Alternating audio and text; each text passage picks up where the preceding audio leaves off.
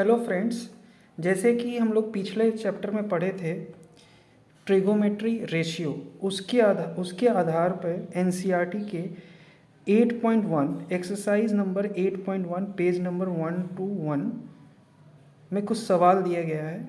उस सवाल को हम लोग हल करेंगे एक एक करके। पहला नंबर प्रश्न देखिए, मैंने आपके लिए लिख दिया है। फर्स्ट नंबर प्रश्न में है, in triangle A B C right angle at B, A B जो है वो 24 सेंटीमीटर है, बी सी जो है वो 7 सेंटीमीटर है। डिटरमाइन क्या करना है आपको? रेशियो डिटरमाइन करनी है आपको। रेशियो जो है वो साइन ए है कॉस ए, ये साइन ए कॉस ए निकालना है। दूसरा साइन सी और कॉस सी निकालना है। ठीक है, अब यहाँ पे गौर करके देखें, यहाँ पे एंगल ए की बात की गई है। पहला नंबर प्रश्न में, ये फर्स्ट नंबर प्रश्न है जो अब मैंने आपके लिए लिख दिया, ये फर्स्ट नंबर प्रश्न है जिसमें एंगल ए की बात की गई है। और ये सेकंड नंबर प्रश्न में देखिए एंगल सी की बात की गई है। तो पिछले क्लास में मैंने बताया था एंगल को आपको ध्यान देना है। एंगल जो होता है वो हमेशा हाइपोटेनस और बेस के बीच में एंगल बनता है। जैसे ये एंगल ए है तो ये हाइपोटेनस है, क्योंकि देखिए 90 डिग्री के अपोजिट में जो साइड होगा वो साइड होगी, वो क्या होगी? हाइपोटेनस होगी। हाइपोटेनस और बेस के बीच में क्या बनता है? एंगल बनता है। तो ये हाइपोटेनस हो गया, देखिए ये एच हो गया, ये बी हो गया और ये पी हो गया। उसी तरह देखिए ये सवाल, इस सवाल को हम लोग हल करते हैं।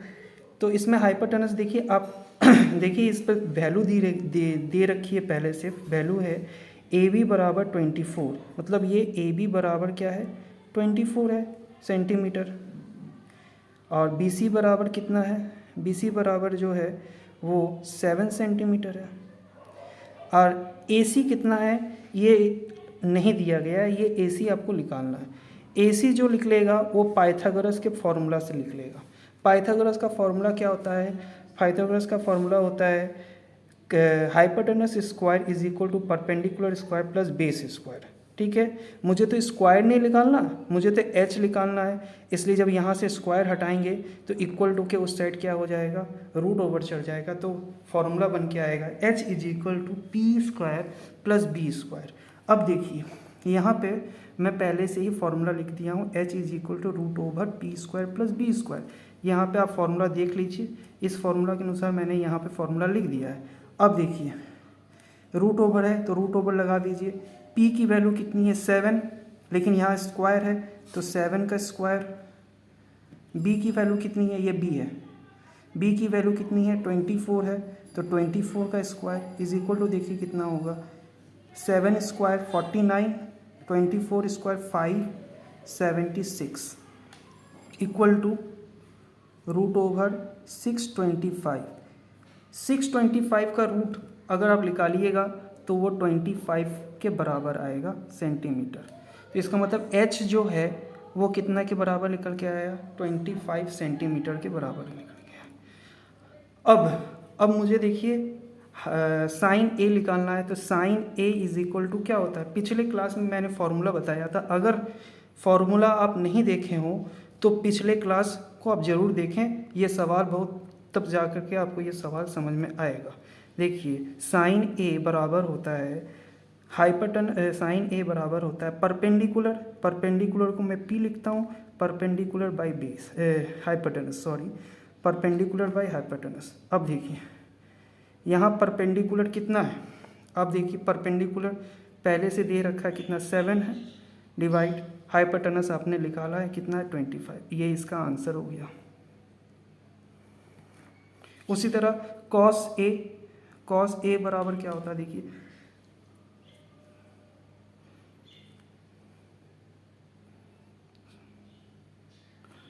कॉस ए बराबर देखिए क्या होता है? कॉस ए जो होगा वो बेस बाई हाइपोटेनस। देखिए बेस कितना है? बेस जो है 24 है, हाइपोटेनस कितना है? 25 है। इसका ये आंसर हो गया। ठीक उसी प्रकार आपको निकालना है इस ट्राइंगल में साइन सी। देखिए यहाँ ए था, यहाँ पे सी एंगल को दिखाया जा रहा है। तो एंगल हमेशा क्या बनता है? हाइपोटेनस और हाइपोटेनस और बेस के बीच में क्या बनता है, एंगल बनता है। तो ये हाइपोटेनस हो गया, ये बेस हो गया, ये परपेंडिकुलर हो गया।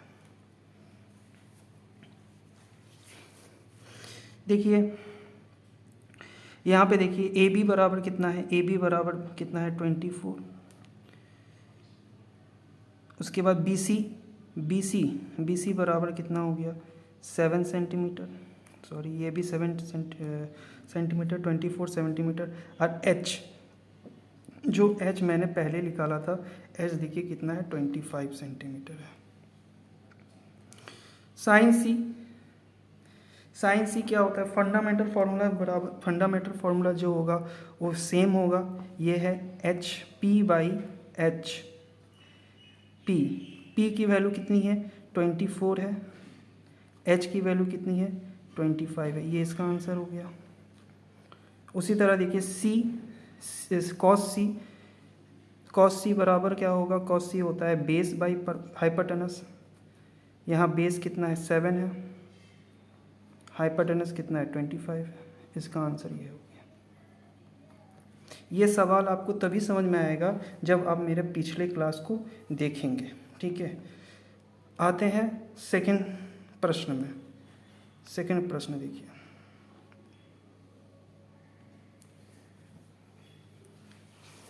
सेकंड प्रश्न में क्या बोला जा रहा है, इस फिगर के अनुसार आपको tan p minus cot, sorry tan p minus cot r आपको निकालना है। देखिए कॉट r ये दो एंगल बनाया गया है। अब देखिए यहाँ पे देखिए आपकी वैल्यू दे रखी है कितनी, पी क्यू की वैल्यू कितनी है 12 सेंटीमीटर है, पी आर की वैल्यू कितनी है 13 सेंटीमीटर है। तो अगर मैं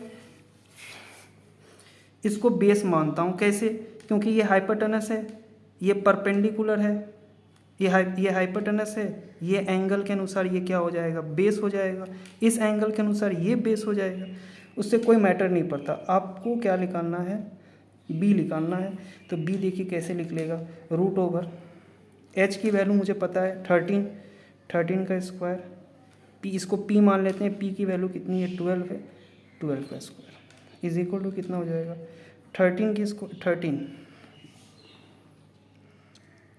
13 स्क्वायर जो होता है वो 169 minus 12 144 is equal to root over 25, ये क्या हो जाएगा 5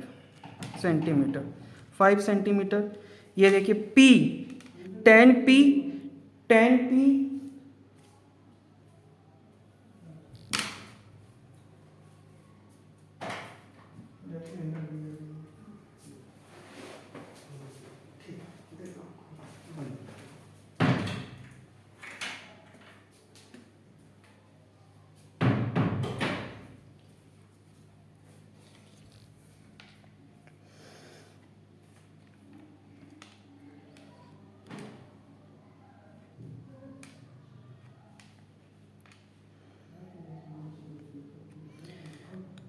अब देखें, आपको मैंने पहले ही बताया कि जो एंगल होता है वो हाइपोटेनस और बेस के बीच में होता है। अगर मैं tan p निकालता हूँ तो ये एंगल पकड़ रहा हूँ, तो ये एंगल जो होगा वो ये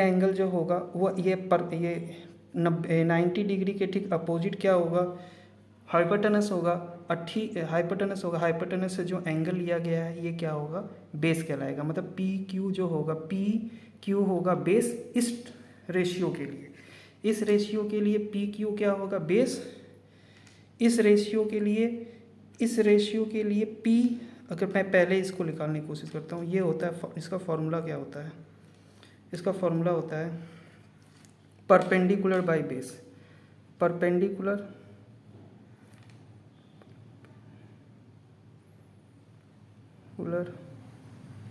डिवाइड बाय बेस। यहाँ परपेंडिकुलर, क्योंकि देखिए अगर मैं P निकालता हूँ तो ये P इस रेशियो के लिए ये क्या हो जाएगा, बेस हो जाएगा। ये क्या हो जाएगा, बेस हो जाएगा, तो ये क्या हो जाएगा, परपेंडिकुलर हो जाएगा। अब देखिए ये मैंने इसकी वैल्यू निकाली है, पी क्यू की वैल्यू कितनी है, 5 सेंटीमीटर है। तो ये अब देखिए यहाँ पे क्या हो गया, ये परपेंडिकुलर, ये बेस, तो परपेंडिकुलर कितना है, 5 है, बेस कितना है, 12 है। ठीक है, कॉट पी निकालना है, तो cot P is equal to होता है, कॉट पी निकालना हो तो कॉट पी में देखिए आप P angle, sorry cot R है यहाँ पे, सॉरी ये कॉट आर होगा, मिस्टेक हो गया, कॉट आर है। कॉट आर में अगर आपको देखना हो, ये आर एंगल इस एंगल को पकड़ना है, तो जब इस एंगल को पकड़ेंगे तो एंगल जो होगा ये तो हाइपोटेनस फिक्स रहेगा। अब ये हो जाएगा बेस, इसका फॉर्मूला होता है बेस बाई परपेंडिकुलर।